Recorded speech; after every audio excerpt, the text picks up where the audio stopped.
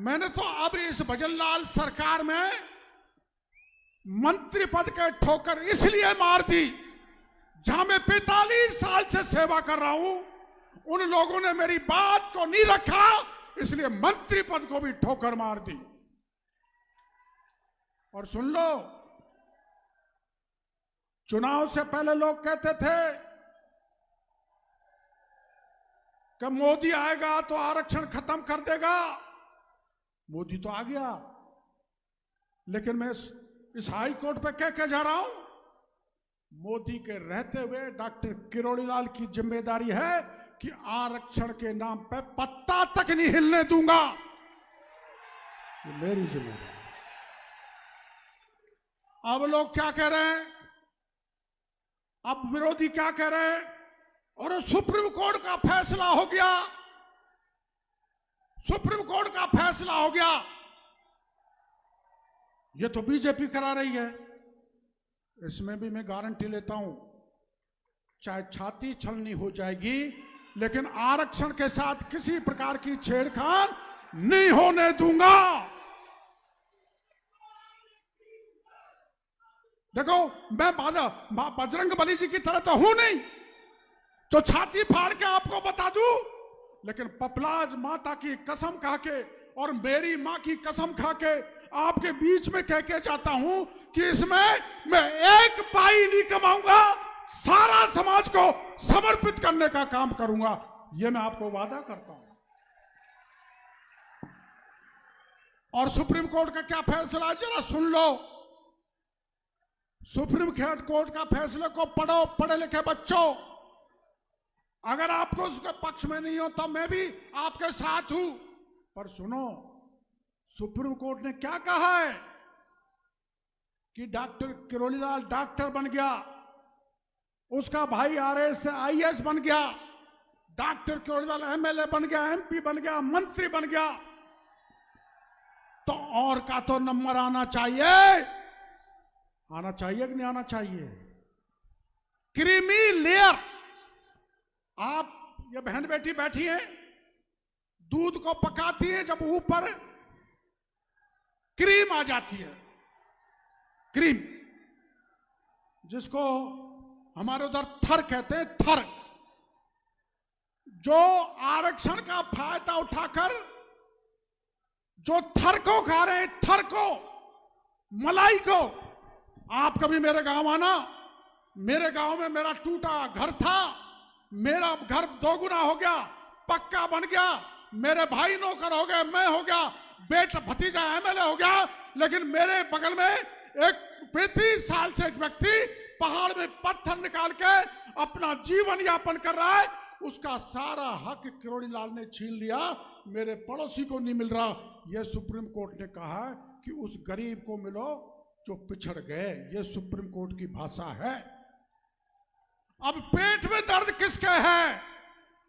पेट में दर्द किरोड़ीलाल, नमो नारायण, हरीश, मुरारीलाल, जसकौर, रामकिशोर, इनके है। बुरा नहीं है। जब मेरा अधिकार कटेगा तो मैं चिल्लाऊंगा ही।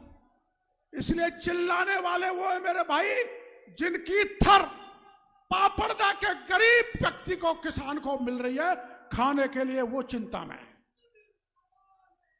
फिर भी मैं कहता हूं, आपको बहकाने वाला है तो बहकाने वाले से सावधान रहना। आपकी थर को भी डॉक्टर किरोड़ीलाल नहीं लुटने देगा, इस बात का भरोसा सभी भाई को देना चाहिए। तब तय है ना, कोई आरक्षण साहब के साथ खतरा नहीं होगा, सुप्रीम कोर्ट के फैसले का कोई फर्क नहीं पड़ेगा। आप समझ गए मेरी बात को? और पड़ेगा तो मैं आपके लिए बलिदान देने तक के लिए तैयार हूं। आपको किसी भी प्रकार का नुकसान नहीं होगा। अब मानोगे, फिर बहकोगे, वो स्वर्ण गुटका चलाने वाला आएंगे, रिजर्वेशन खत्म हो रहा है, खत्म हो रहा है, सुप्रीम कोर्ट कर रहा है, तो तुम विधानसभा और लोकसभा में क्यों नहीं बोलते हो? जो विधानसभा और लोकसभा में जो हमारे नेता बैठे हैं, उनको चुनौती देना चाहता हूं। एसटी एससी के भाइयों को तुम दोनों को खुश रखना चाहते हो, ये हो नहीं सकता। आप बोलो संसद में, आप बोलो विधानसभा में, अगर आपको अच्छा नहीं लगता है तो, लेकिन बोल नहीं सकते, बोल नहीं सकते। उनमें दम नहीं है। मैं किसी का विरोध नहीं कर रहा, यह राजनीतिक सभा नहीं है। मैं तो यह समझाने के लिए आया हूं कि मैं मेरी स्वर्ग सिधारी मां की कसम कहना चाहता हूं, क्या 1 इंच जमीन का 1 पैसे का दुरुपयोग नहीं होगा। और अभी तो हमारा 10 लाख रुपए साल का इसका खर्चा हमको देना पड़ रहा है, कहां से लाए, उसकी व्यवस्था तो करनी पड़ेगी। यहाँ कोई स्कूल चलाना पड़ेगा, कोई विद्यालय अच्छा चलाना पड़ेगा। अब कई लोग तो कह रहे होटल चलाएगा और होटल से कमाएगा। ऐसी तो मैंने हजारों होटल छोड़ दी मेरे भाइयों, करोड़ों रुपए के ठोकर मार दी। आपकी आन बान शान के लिए आप पे कलंक लगना नहीं चाहिए। आपके जीवन को डॉक्टर किरोड़ीलाल कतई कलंकित नहीं होने देगा, इसका वादा मैं आपको इस सभा में कर रहा हूं। मैं क्या करूंगा, जो घोषणा की है वो तो अलग बात है, पर किसी गरीब की बेटी की शादी नहीं हो रही तो हाई कोर्ट करेगा। किसी गरीब का होशियार बच्चा पढ़ नहीं पा रहा है तो उसको सारा खर्चा मेरा हाई कोर्ट करेगा।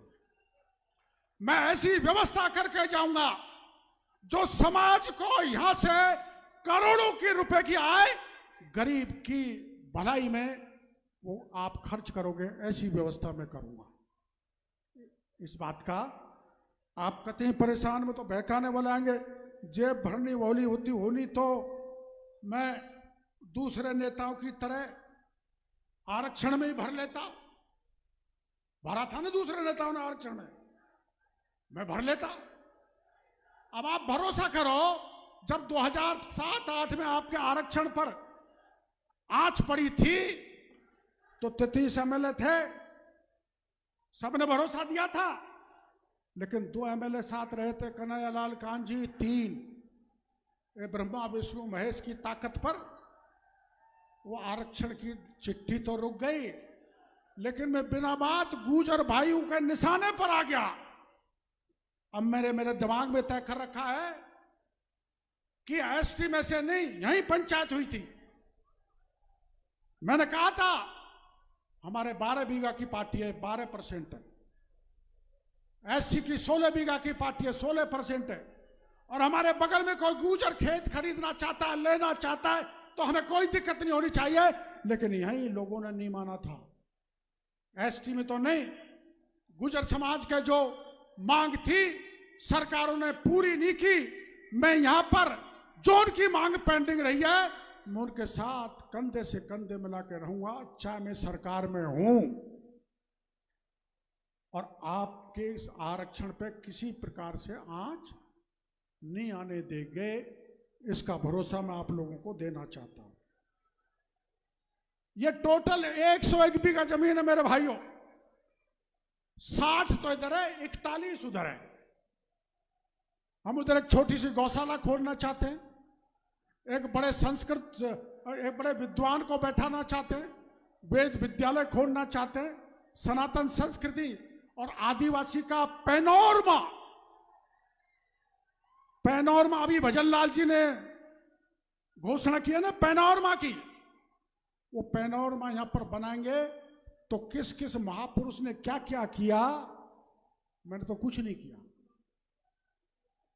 जब लक्ष्मण के शक्ति बाण लगा था, जब राम ने विलाप किया था और हनुमान को कहा था संजीव बूटी लेके आओ, हनुमान सारे पहाड़ को उठा के लेके आ गया था और लक्ष्मण के प्राण बचाए। लेकिन मैं मेरे भाई की भी 50 साल पूरी सहायता करने के बाद भी मैं मेरी मदद नहीं कर सका, इसका मेरे लिए जीवन भर पछतावा रहेगा। आपको पता है जब लक्ष्मण ने लक्ष्मण रेखा खींच दी थी और सीता को कह दिया था इसकी रेखा को मत उल्लंघना, ऐसे ही मेरे भाई मेरी रेखा को नहीं उलांघ रहे, लेकिन मेरे को डर लगता है जैसे विलाप सुन के सीता लक्ष्मण की रेखा को रांग गई थी, कहीं वैसा हो गया तो क्या होगा।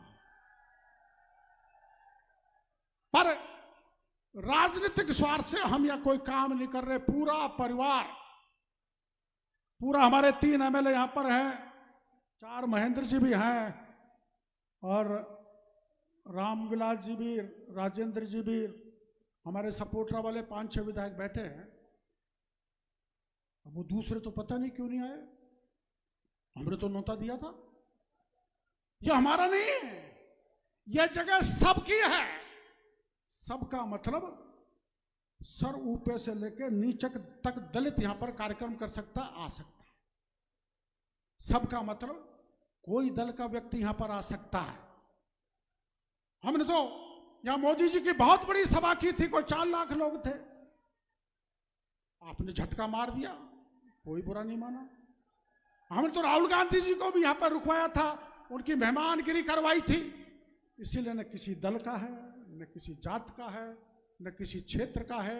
यह समस्त निर्माण राजस्थान और राजस्थान के बाहर की जनता के लिए बनाया जा रहा है। इस बात की मैं घोषणा करना चाहता हूं। 41 बीघा पीछे कुल एक। अब कई बार एक दिक्कत और होती है, हम शुरू से सवाई माधोपुर जिले में रहे और ये दौसा में बाद में जुड़े हैं, भैरव सिंह जी जोड़ कर गए थे। तो हमारे लोग काम कराते हैं, मैं करता हूं, तो ये तो बाहर के हैं, हम बाहर के हैं। हमारे विरोधी कहते हैं बाहर के, इनको बाहर करो। अब हमने यहां वो पिंटू पापड़दा का लगाया था, 2 साल उसने काम कराया, तो इसको क्यों लगा रखा है? तो हमने बामनवास का लगा दिया बच्चा यहां देख रेख के लिए। तो अब क्या कह रहे हैं, बाहर के हैं। भाई बाहर के हैं तो पंचो तुम चाबी संभालो, 28 करोड़ का हिसाब दे देता हूं, इस जगह को संभाल लो। और अंत में मैं यही करने वाला हूं, चाहे 2 साल लगे या 3 साल लगे, चाहे इसमें 100 करोड़ लगे, चाहे 125 करोड़ लगे, चाहे ज्यादा लगे, इसकी पूरी चाबी, पूरा गुच्छा मैं समाज को पकड़ा जाऊंगा, लुटेरों को नहीं। जो समाज की वास्तव में सेवा करे, ऐसे पटेलों को इसकी जिम्मेदारी दूंगा। हमारे यहां अभी बच्चों ने जो प्रदर्शन किया, बड़ी खुशी की बात है। प्रतिभाएं बहुत हैं, कितने कितने अच्छे छोटे छोटे नन्हे मुन्ने बच्चों ने, और वो आदिवासी समाज के हैं। कितना सुंदर प्रदर्शन किया, लेकिन उनको बढ़ावा नहीं मिलता। इनको बढ़ावा देने के लिए मैं, कौन ने सिखाया इनको कर्तव्य, उनसे मिलूंगा, संपर्क करूंगा। लेकिन इनके संस्थान में जहां इनको ट्रेनिंग दी जा रही है, मैं मेरी तरफ से 1,21,000 रुपए जमा कराऊंगा। आपका साथ चाहिए, सहयोग चाहिए। आपने आशीर्वाद दिया तो भी भला है, नहीं दिया तो भी भला है। हम तो सबके साथ मिलकर चलने वाले हैं, और इस जगह पे राजनीति भी नहीं होनी चाहिए। पर जो सामने वाले राजनीति करके बकवास करते हैं, उनको अब डॉक्टर किरोड़ीलाल आगे बर्दाश्त नहीं करेगा। उनको येन केन प्रकार उनका इलाज करेगा, वो सावधान हो जाए। ये धमकी नहीं है। हाई कोर्ट का अपमान चल नहीं सकता। कुछ बच्चे बाहर आके लड़ लेते हैं, हमारे व्यवस्थापक करते हैं, मोटरसाइकिल मत ले जाओ, गाड़ी मत ले जाओ, पान मसाला मत ले जाओ, और ऐसी चीज मत ले जाओ, तो वहां झगड़ लेते हैं। तो अगर झगड़ने वाले अंदर घुस गए तो कौन सी जगह बन जाएगी, तुम जानते हो। इसलिए पूरी व्यवस्था में जिंदा हूं तब तक यहां अवांछित तत्व घुस नहीं सकता। घुसेगा तो सनातनी, धार्मिक और पपलाज माता में भरोसा करने वाला वो यहां पर प्रवेश करेगा। अब मैं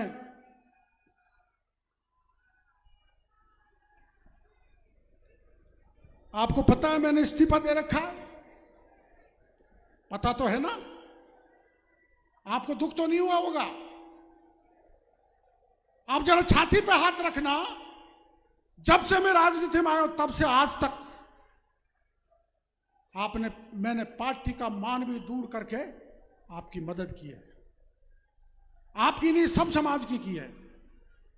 आधी रात पर तो मैं ही खड़ा मिलूंगा, वोट दो चाहे मत दो, मैं आपके साथ हूं। आज कोई चुनाव नहीं है, वोट मांगने के लिए नहीं आया। पर जब 2018 में मोदी जी को बुलाया था तो मैंने मोदी जी को कहा था 5 सीट जीतेंगे, 5 हार गए, मेरा वजन कमजोर हो गया। अब फिर मोदी जी को दौसा में ले आया, फिर हार गए सवाई माधोपुर करौली।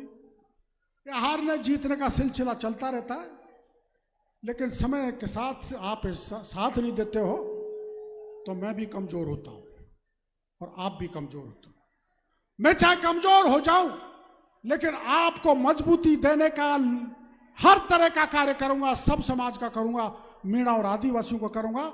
इस बात का भरोसा देकर आपको बहुत बहुत धन्यवाद देना चाहता हूं। राम राम।